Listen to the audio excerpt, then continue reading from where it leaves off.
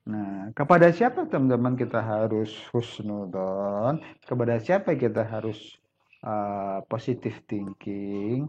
Kepada siapa mindset positif kita harus diberikan? Yang pertama, kepada diri sendiri. Harus, gitu. Harus. Yang kedua, kepada orang lain. Jangan cuma pada diri sendiri, tapi tapi kita menanamkan positive thinking juga kepada orang-orang lain, kepada Allah Subhanahu wa taala, kemudian kepada Rasulullah, kemudian kepada para malaikat. Nah, kelima hal ini juga harus kamu ketahui dan harus dilaksanakan. Meskipun memang tidak semudah yang membalikkan telapak tangan. Oke, teman-teman sekalian, kita bahas satu persatu. Yang pertama, zon kepada diri sendiri. Cirinya adalah optimis, sedangkan orang yang suuzon pada dirinya sendiri atau yang negatif thinking, yang di sini ya, ini adalah positive thinking, yang di sini adalah negative thinking. Ini suuzon, ini husnudon. Orang yang husnudon itu teman-teman selalu ya, oh, ya, ini kebalik teman-teman ya. Nah ini balik. Orang yang optimis itu ya, orangnya selalu optimis. Dia bisa melihat peluang di antara kesulitan, sedangkan orang yang pesimis itu adalah orang-orang yang melihat kesulitan ya di saat ada peluang. Nah, begitulah orang pesimis, sedangkan ini adalah orang yang optimis. Nah, gitu. Ya. Orang yang selalu optimis itu selalu melihat yang positif. Ada peluang, wah, ya itu ya. Langsung diambil. Kenapa dia berpikir positif? Mantap nih. Orang yang negatif thinking, waduh, berat banget nih ya. Kayaknya susah nih gua. Ah, gitu. Ya. Tuh. Don kepada orang lain, berprasangka pada orang lain. Ya, berprasangka pada diri sendiri itu orangnya harus dia selalu kepada orang lain itu dia senang melihat orang lain mendapatkan nikmat, orang lain berhasil, dia berbahagia, dia selalu berhusnuzon, berpositif thinking. Luar biasa. Aku senang sekali loh tetanggaku beli mobil ya.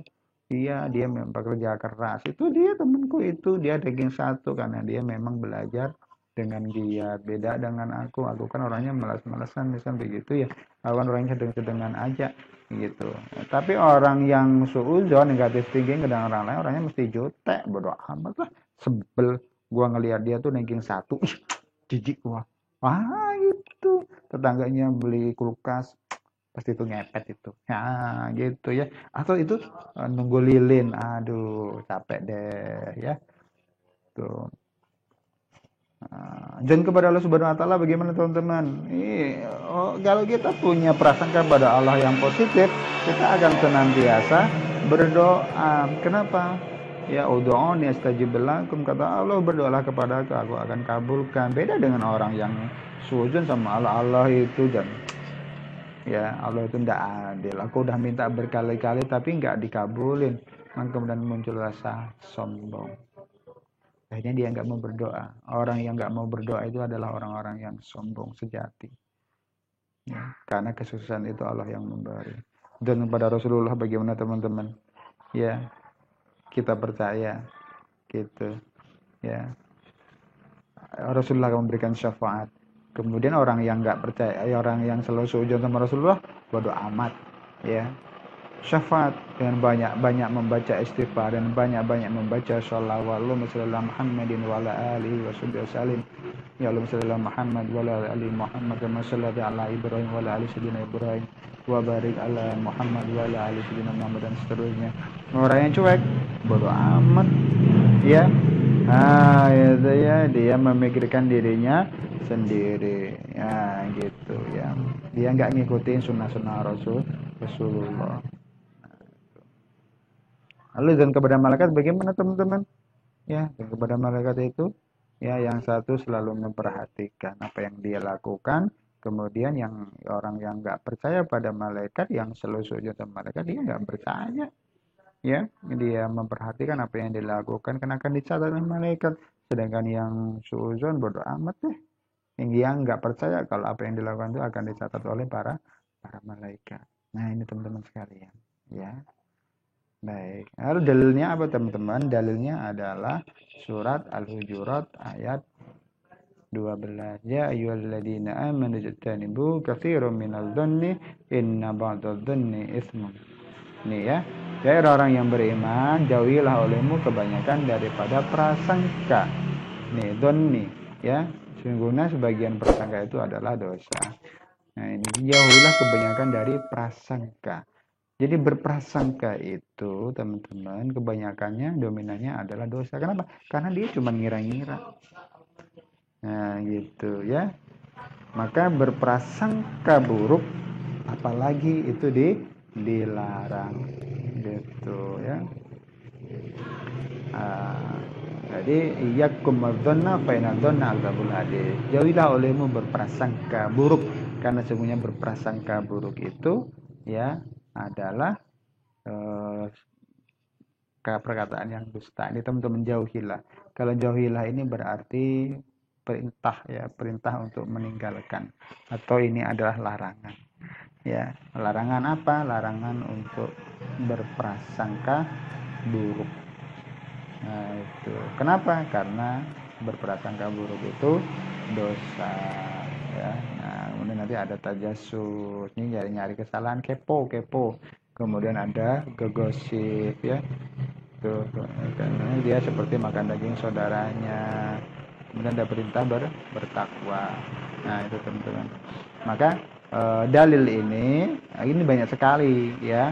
Ini adalah dalil tentang bagaimana pengendalian diri kita dimulai dari mindset, dari berprasangka. Karena nanti berprasangka itu dosa, dosanya diantaranya adalah tajasus, kemudian menggunjing. Nah, ini nanti akan kita bahas di sesi selanjutnya.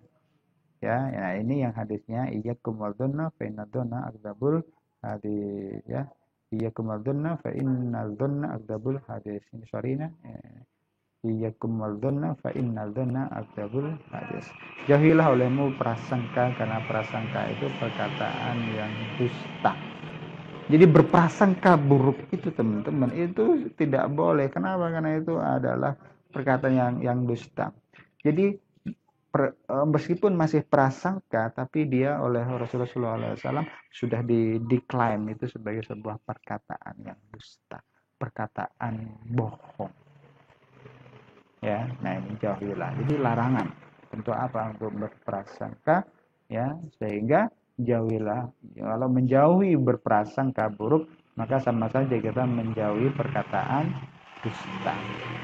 Nah, produk daripada suudzon teman-teman sekalian ya, produk dari negative thinking yang selalu kita pelihara, yang selalu kita tumbuh suburkan, nanti akan melahirkan tajasus sebagaimana surat Al-Hujurat ayat 12 tadi itu ya. Tajasus itu kepo, kepoin aib orang lain. Kemudian ada gibah teman-teman ya, gibah itu ngegosip ya. Kemudian yang ketiga adalah fitnah ya. Oke, jadi tiga ini adalah produk dahsyat daripada suuzon atau negatif thinking. Baik, itu aja teman-teman sekalian. Mudah-mudahan ada manfaatnya ya. Mudah-mudahan bisa ditangkap materi dari Pak Amar ya. Silahkan pastikan kamu mencatat apa yang Pak Amar sampaikan ini, kemudian direkam baik-baik. Download filmnya boleh, jangan lupa berikan subscribe bagi yang belum subscribe, kemudian tak lupa untuk memberikan like dan share-nya kepada orang banyak kalau ini bermanfaat.